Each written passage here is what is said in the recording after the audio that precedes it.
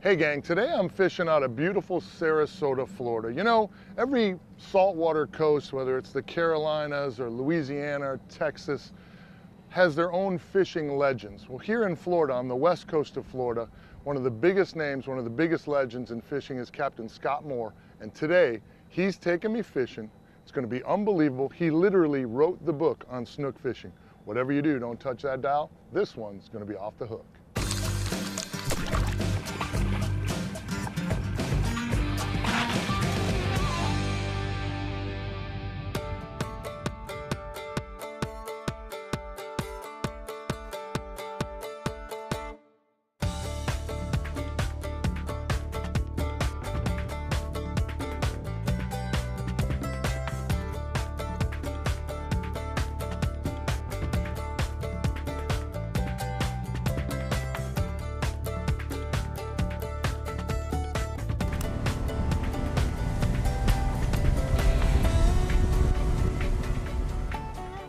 Beautiful early spring morning.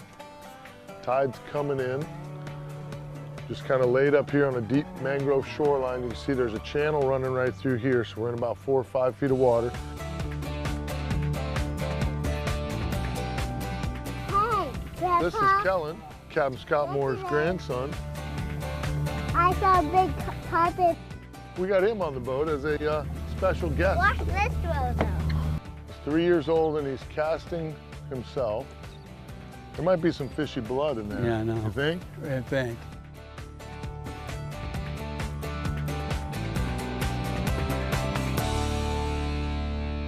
Point the rod at the fish, down, reel it a little bit and leave it right in there and he'll come over and visit it. Got one. I got one. Did you get one? Yeah. All right, here we go. Reel. Got to get him tight. I think Pop-Up got him that time. I hooked him. Reel him in, buddy. I am. Okay, you're swimming. I'm a strong boy. You are a strong boy. You got to tell me what kind of fish that is, Kellan. Beautiful trout. Is it a true trout? Really nice trout. All right, that's good. Leave him right out there. Then leave him right out there. That was not what hit that bait, though. No. He was underneath him. There's a D-hooker on the dash if you want it. Okay. Pretty trout, though. Yeah, another thing I'll do, Mike, with these is I'll come up, stay in the water, hand wet, bring them up, hand wet. You got to have no dry towel. See it? That hook should pop right out of there. Hand's got to be wet. The hand's not wet, you're going to kill the fish. You got to have a wet hand. The D-hooker works better for the circle because that circle hook is a much stronger hook. This hook is not strong. This is a wire. Let me show you. See the barb? You can't even see the barb on it. Yeah. A 254 can equal that if it's long as its barb is small. Yeah, that's an itty-bitty barb. Yeah, I got you. I See? see you working. Yeah, It's not like even barbless, right? Right.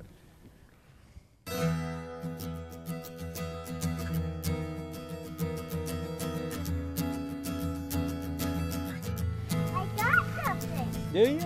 Yeah. You got him? Yeah.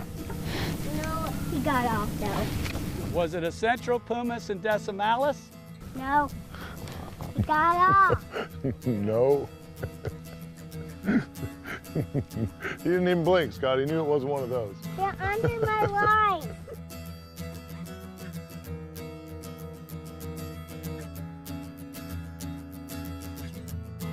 Grandpa. All right. Get him, buddy. Atta boy. Patience pays off. I don't know what's this one. You don't know what it is? I don't know. You figure it out? Yeah. Different. This one's in the other fish. That's way Is it a different. little red or is it a snook? Oh, It no. might be a little rat red. Nuh-uh. Yep, I think Grandpa's right.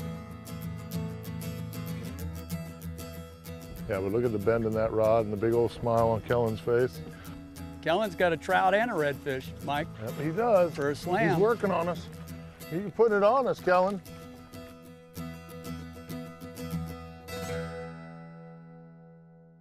Scotty, how long have you been guiding? Since 1979.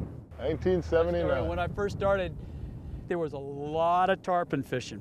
It was amazing how many people came to Anna Maria to tarpon fish. A lot of your doctors, St. Pete, a lot of your people came down and stayed on the island and fished the beaches, fished the bays. You know, great tarpon fishing, bottom fishing in this bay too. How do you think the tarpon fishing is now compared to? In Tampa Bay? Well, just in general. Since we don't kill them, I think the average fish is about 30 to 50 pounds bigger. Oh, really? No. Okay. When I used to fish the Sunk Coast Tarpon Tournament, to qualify was a 100-pound fish. Now, how fast do you catch a 100-pound fish today? Yeah, pretty and fast. we used to fish for sometimes a long time to catch a qualifying fish. Wow, okay. I mean, people just don't realize how, you know, how much that made a difference.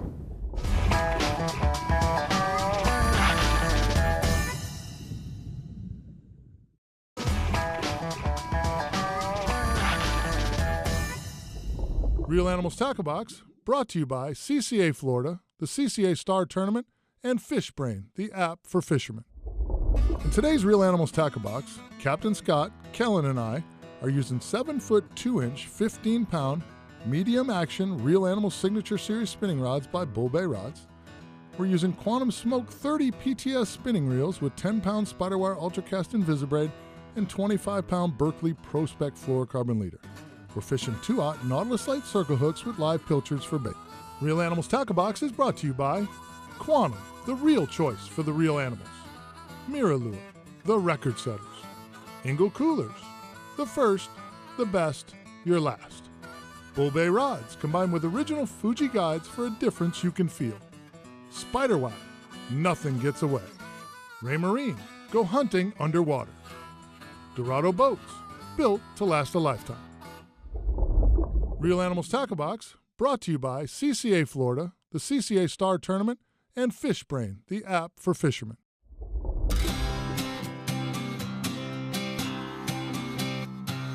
We got lucky today here. This water's beautiful. Really shallow bar, and up inside this bar, there's a big, deep depression right in here up against this island. And again, we got some mullet working. You know, this is the kind of stuff you want to look for, whether you're on the East Coast or the West Coast. You know, anywhere those fish have an area where they can get down and gain an advantage on their prey. Pretty sweet looking spot. There he is, right there. Kellan, cast that bait on him. Is that you, Mike? Yeah, it's me. About time you caught a fish. I'm telling you, yeah, I got one, buddy. Oh yeah, the Snookster. Catching snook with Capt and Scotty Moore, go figure. Did he punch it, or did he just pull on it? He punched it. Yeah, he pinned it right to the surface and ate it. You know, that's what snook do. When you see all those explosions, where a redfish will normally pin their prey to the bottom, a snook pins the bait to the surface. They pin their prey to the surface. That's why you get that big boil. They push it up towards the top. They know it can't get any further. And then that's the reason that you get the big explosion on the snook. Super cool fish to catch. That's good stuff right there. Attaboy, Scotty. There's got to be more there. There probably is one or two more there. Attaboy, reel. Get him, reel. Come on, buddy.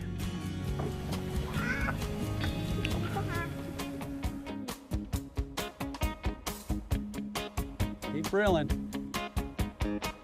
Kellan's having a blast. Ooh, nice snook, Kellan. Attaboy. Easy with him. Treat him like a butterfly. Bring him over here by me. That'll be your slam. Reel, attaboy. Bring him over here by Captain Mike. It's a snook. It is a snook. Oh. Did he pop? Yeah, you shoot through the leader. But you know what? I got a leader touch. You know what that means? He's a caught fish. It counts. So you got a slam. That counts. Get in there one more time and then we'll... Counts.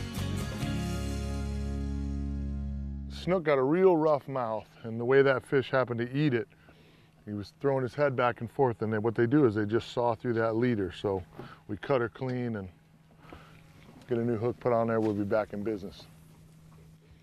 Captain Scott does a lot of work with Mote Marine Labs, and we're actually going to visit them later today and show you a bunch of the really neat stuff that goes on at Mote Marine.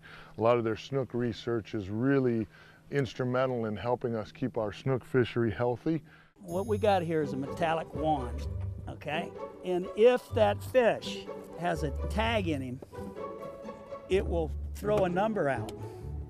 And they'll know, when you just give them a location, the length of the fish, and then they can figure out that the growth of that fish and how healthy he is, Right. and it gives you how important these creeks are up and down this coast. That's what's so important about Sure. this. We're going to kind of learn more about snook and Mote Marine Labs and all that as our day goes on here. So great morning so far. Anytime you can get a little guy like Kellan on the water catching fish, it just doesn't get any better. Scott's a good friend of mine, been a good friend for years. Getting the opportunity to fish with him, this beautiful estuary here in Sarasota, Florida, it just doesn't get any better than this.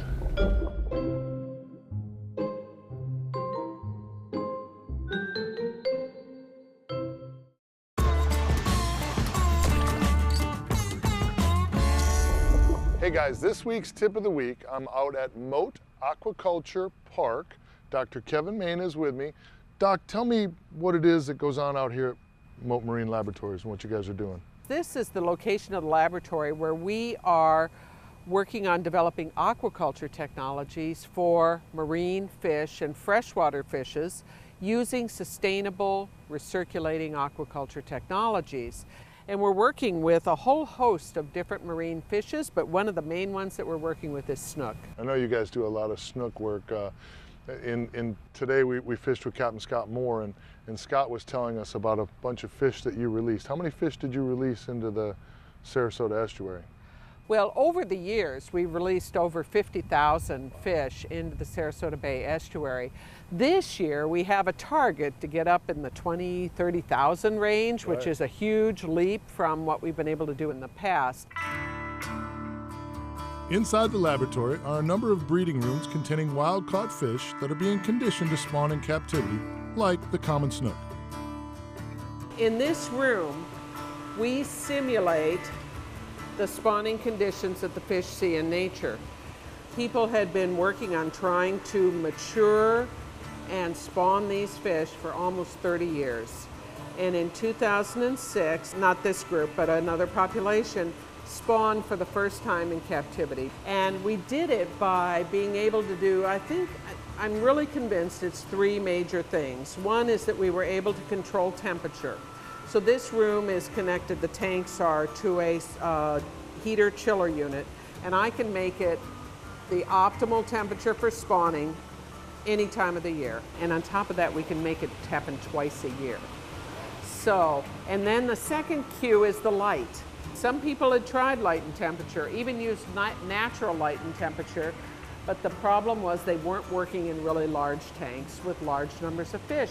I got a 20-foot tank with 6 foot of water depth in here. And so I can put a population, I can have up to 50 fish in a tank like this. We'll set them up in here with a sex ratio, that's another thing we learned, 2 to 1, males to females. So you get the right number of fish, the right water conditions, the right water depth, and they do mature in the lab. The goal of this work is to produce fish and to use them as a tool to determine the best way to increase the populations in the bay. Once the fish have spawned, the eggs float into an egg collector and are placed in a special hatching tank, followed by a progression of other tanks as they grow. The baby snook are in these tanks. These are 23-day-old snook. And in 2 weeks, we will, for the first time, size, grade, and count all these fish. And that's no small job. At that point, they'll be looking like a little fish. Okay. So this is this group, and then over here, these fish are 2.5 months old. Really cool. The though. tank doesn't normally look like this, but he's turned the air off so that you can be able to shoot the fish. Normally what I'm doing is to reduce cannibalism, I'll have these air curtains throughout the tank so that they can't see each other as well. Okay. And so we'll have a lot of aeration going in here. So Doc, let me ask you, is there anything, through the years of research here, especially with, as it pertains to snook, is there anything that's happened that surprises you? With snook, there isn't a day that goes by that they don't surprise me. Really? Every time that you go to apply essentially what I would call standard technology that we've developed for other fish, we have to change it for snook. Really? And one of the things that is a big challenge for us is this cannibalism issue. Because they are carnivores, they're out there hunting prey fish. Sure. Techniques that we would normally use to help reduce cannibalism don't work for snook. A traditional way to reduce cannibalism in fish populations is to put a current in the tank so that the fish will spend more time swimming and less time picking on each other. And with these fish, what happens is if you add that current to the tank, because of where they live and their natural habitat, I've learned this now over the years, they will develop a spinal deformity. And so we have to come up with new tricky ways to keep them from eating each other. So it is, it's a challenge. And over the years, we've looked at different factors. And it's funny how we happened upon that one, because it was something that I was sure was not going to be the cause. And wouldn't you know it, snook, they tricked me again. It's one of the greatest fish we have here in Florida waters. Yep, I think that's why we call them the wily snook, right? Absolutely, absolutely. They're always pulling a fast one. Yeah, they do that to the fishermen too.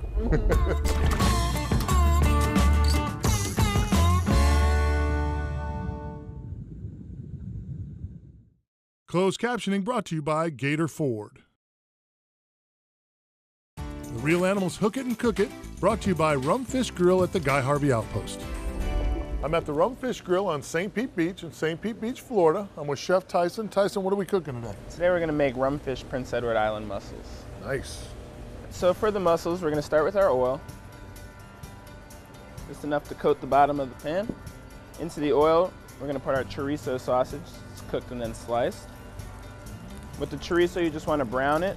You're going to bring out the flavors of the chorizo into the oil, which is going to help to flavor the mussels. So now we got the nice little brown on it. It's already cooked, so we just want the flavor. We're going to flip that over. We're going to add our shallots. Nice little tablespoon of that. Some minced garlic. Now we're going to add our Prince Edward Island mussels. We put about 1 pound of mussels per order. Okay. Now you just want to take those mussels and cover them in the garlic and the chorizo.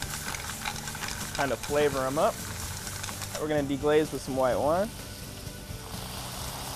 You can see the mussels are starting to pop open a little bit. Yep. Now we want to add a little clam stock. We're going to add our saffron pickled onions, pickled in a little vinegar, some saffron, bay leaves. So now that that's good and reduced half, it's nice and thickened up. We're going to season our mussels, a little salt and pepper. We're going to squeeze some lime juice in there. We're going to finish with a little butter in there, thicken it up. Throw a nice pinch of cilantro in there. Grab our bowl. I like a good amount of the broth with the mussels too.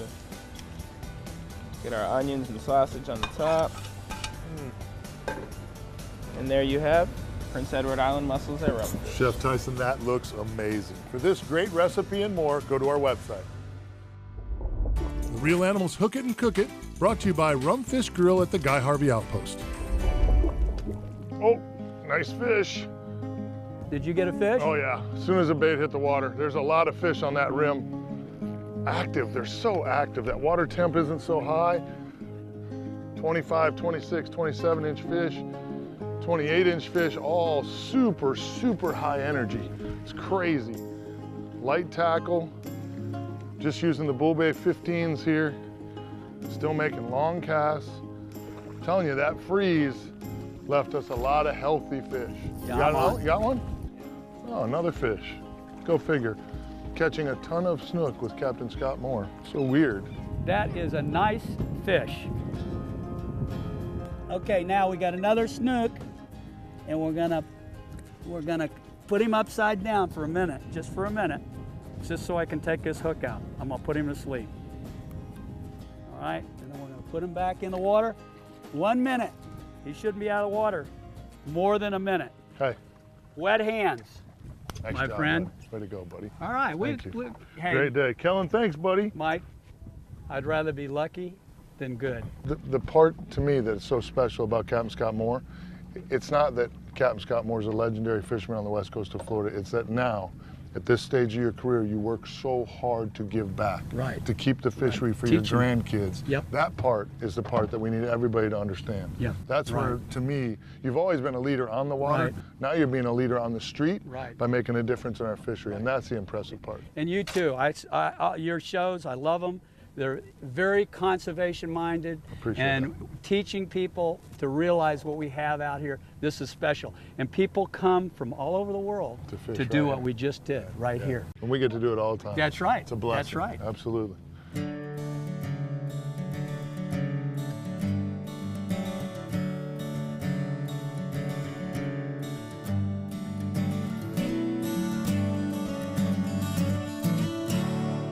Scott, what a great day on the water, my friend. Thank you so much for spending the time. I had a great time Bring in today. Kellan. Kellan, thanks, buddy.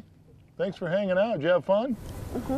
Yeah, you had fun, and now he's got a bait fish in his hand. You know, great snook fishing here in Sarasota. Captain Scott Moore, been doing it for 40 years as well or better than anybody anywhere in the state of Florida, for sure on the west coast of Florida. Just a magical place to fish. The snook fishery is really bouncing back. It's doing a great job. We want to thank Mote Marine for letting us visit them. We appreciate all the hard work that they do in their efforts in trying to keep our snook fishery healthy. Scott and I certainly hope you enjoyed this week's episode as much as we enjoyed bringing it to you. I'm Captain Michael Anderson, reminding you that whatever you do, don't let your kid be the one that got away.